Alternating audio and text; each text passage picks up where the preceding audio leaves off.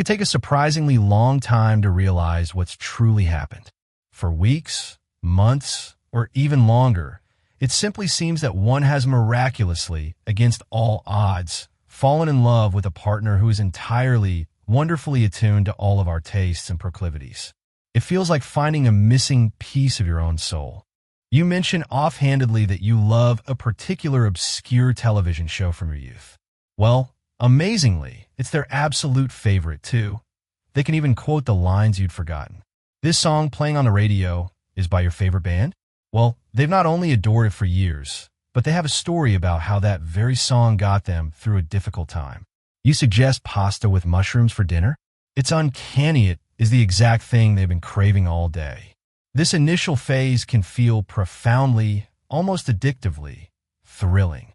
Because for all the lip service we tend to pay to appreciating differences and the idea that opposites attract, the secret, deeply held human truth is that it is similarities we long for. It's the ultimate validation, a feeling of being seen and understood on a fundamental level. It whispers to us, you are not alone. You are right. You are home. But a more complicated, more fragile, and ultimately more human truth is fated eventually to emerge, often not with a bang, but with a series of quiet, confusing discoveries. The lover who told you they were utterly delighted with that expensive sweater you bought for them, one day, while clearing out a closet, you find they've quietly swapped it for something else entirely, the tag still on the old one tucked away in a bag.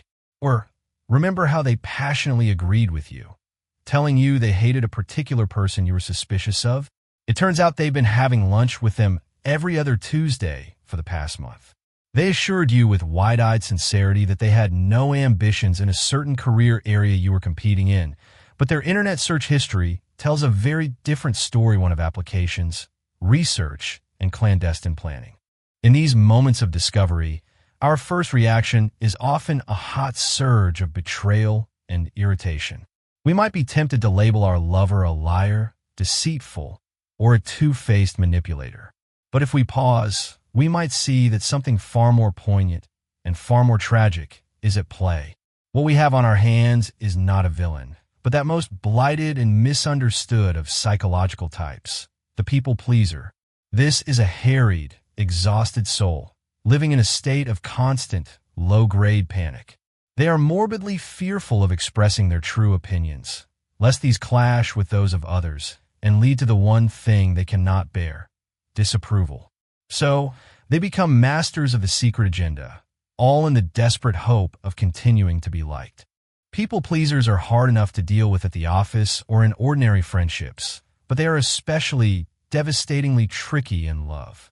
This is because their behavior so carefully, so precisely, tickles the area of our most profound, most vulnerable hope, that someone at last agrees with us on everything that matters.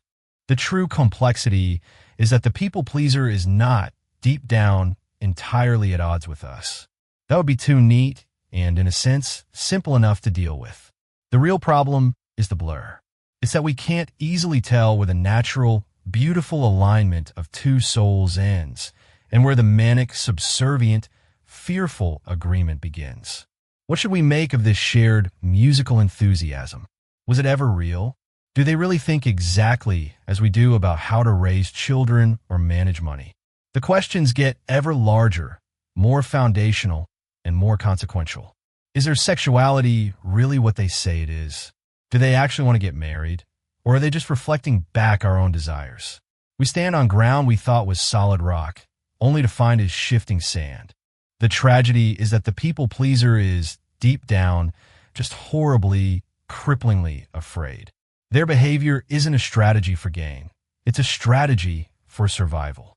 Something in their past, often in their formative years, has proven to them, unequivocally, that speaking their mind is dangerous and leads to punishment, ridicule, or abandonment.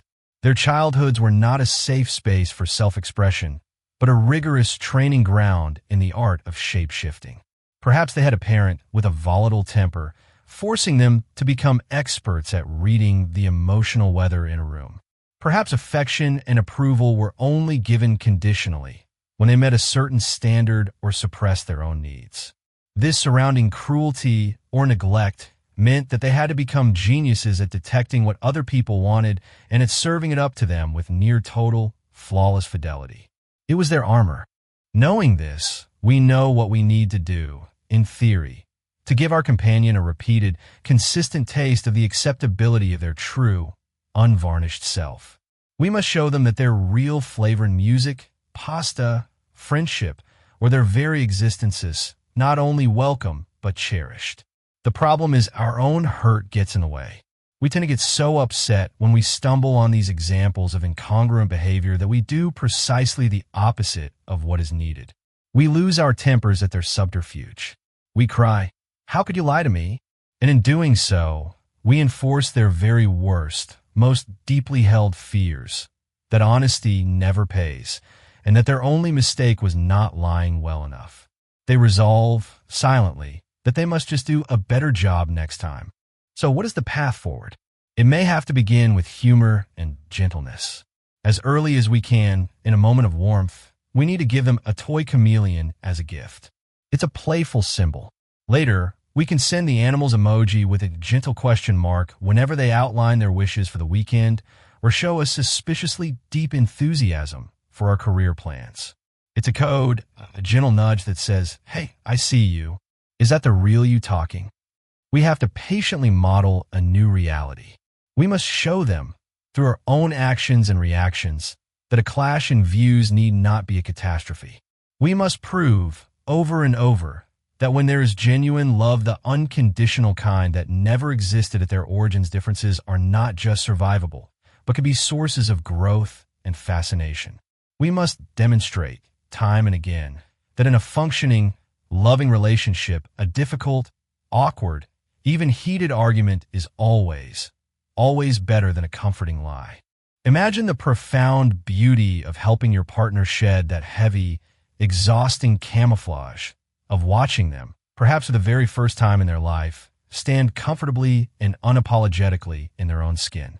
The goal isn't to create a relationship free of conflict, but one that is rich with authenticity. This is where true intimacy is born, not in the sterile echo chamber of perfect agreement, but in the brave, messy, open space where two distinct souls can meet, disagree, challenge, and ultimately love each other more deeply for their honesty. It is the slow, patient, and deeply rewarding journey of finally meeting the person you love all over again, but this time for real. It is the greatest gift you can give them, and the greatest gift you can give your relationship. If these ideas on building stronger, more authentic relationships resonate with you, we invite you to subscribe to our channel for more insights into the psychology of love and life. Click the notification bell so you never miss a video that can help us all connect more meaningfully. Thank you for watching.